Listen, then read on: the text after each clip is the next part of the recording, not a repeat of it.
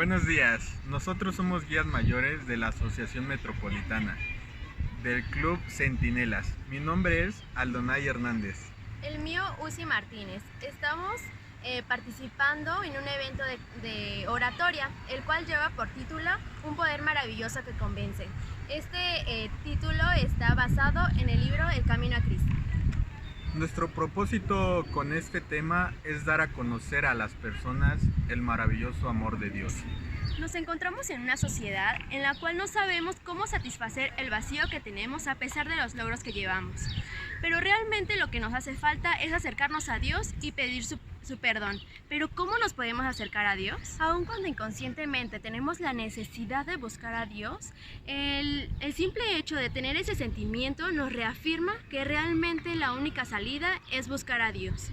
Cuando reconocemos nuestros pecados, podemos hacer como lo hizo la gente o la multitud en los tiempos de los Pentecostés. ¿Qué haremos? La respuesta fue muy clara y la dio el apóstol Pablo. Arrepintaos, ese es el primer paso. Y el segundo es volver a Dios para que Él pueda perdonar nuestros pecados y nos limpie de toda nuestra maldad. Al arrepentirnos, sentimos también tristeza. Ese es uno de los primeros pasos que nosotros podemos sentir para recibir el perdón. Pero ¿es suficiente con solamente arrepentirnos? El apóstol Pablo es muy claro.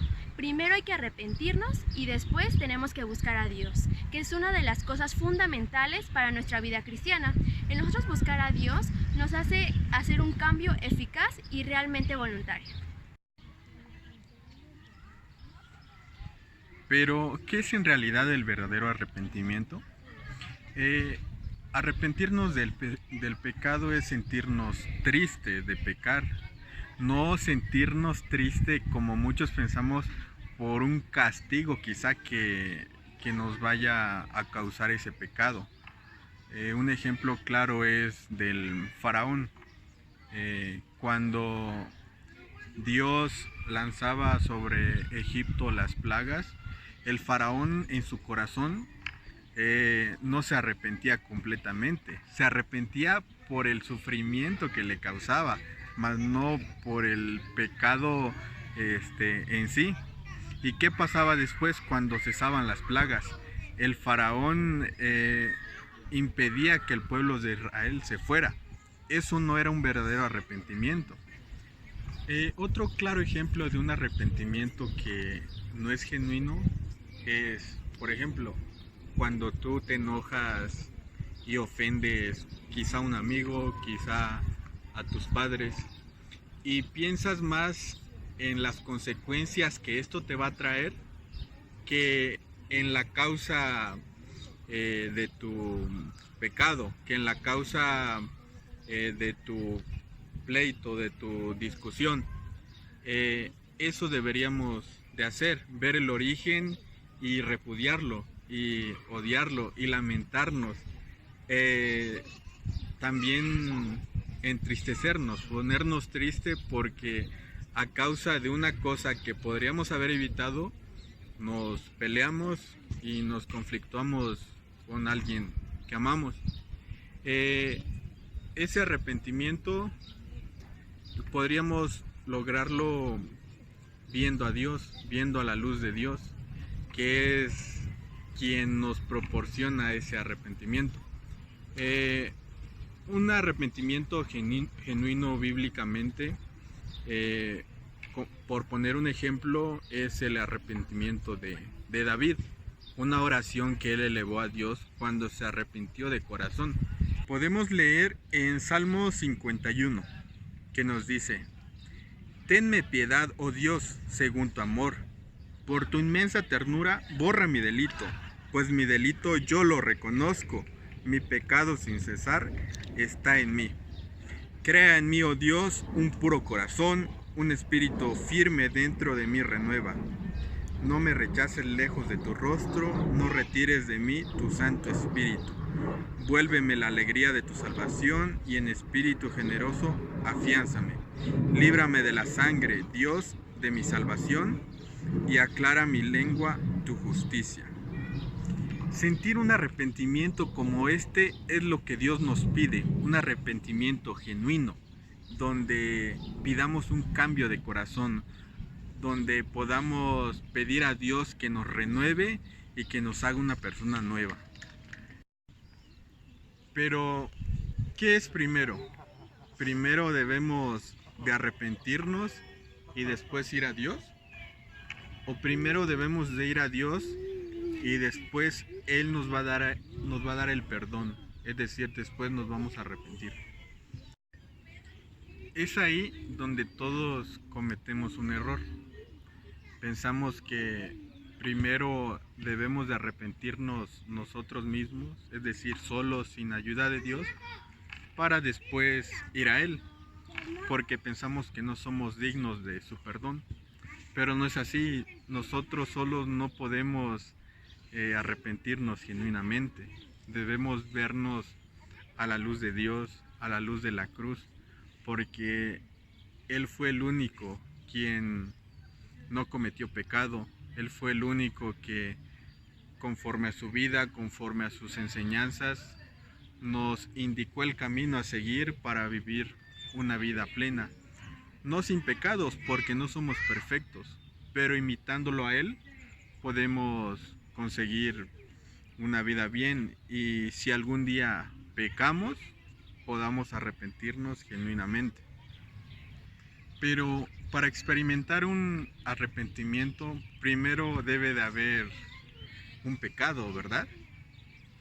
Quizá a veces todos pensamos que hay algún pecado que Dios no nos puede perdonar, y estamos en lo correcto. Pero dices, ¿cómo? ¿Acaso Dios no perdona mis pecados? Sí, sí los perdona, pero hay uno que no puede perdonar. ¿Y cuál es ese? El pecado que tú no confiesas, el pecado que tú no pides perdón. Ese es el pecado que Dios no te puede perdonar. Así tú puedes hacer cualquier cosa, cualquier pecado, pero si tú le pides perdón a Dios, Él te va a perdonar con su inmenso amor. Él no va a pasar por alto tu súplica.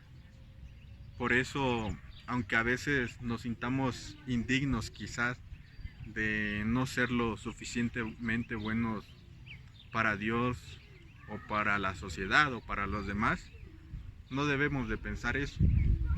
Dios nos quiere, somos sus hijos, y como un padre perdona a un hijo a pesar de las cosas que él haga, como cuando tú estabas niño y desobedecías a tu padre, a tu madre, o incluso ahorita a la edad que tienes, aunque tú le desobedezcas en todo, o aunque hagas cosas que ellos no quieran que hagas, tu padre te va a perdonar.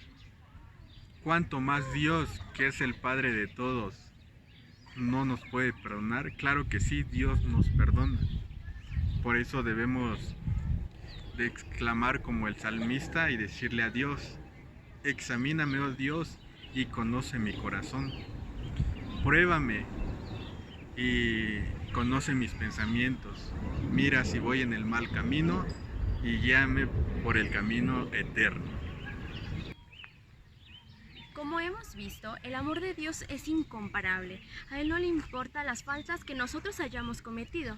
Él está siempre dispuesto a perdonarnos. Su amor es tan grande que Él quiere limpiar nuestros corazones para que nosotros seamos limpios. Sin embargo, Satanás constantemente nos quiere meter esa idea de que no somos merecedores del amor de Dios, de que a pesar de todos los pecados que nosotros cometemos, Él está dispuesto a perdonarnos. Satanás quiere convencernos de que somos tan pecadores, de que no merecemos el amor de Dios, pero eso es totalmente una mentira. Por eso Dios vino a morir por nosotros. Él murió por ti y por mí.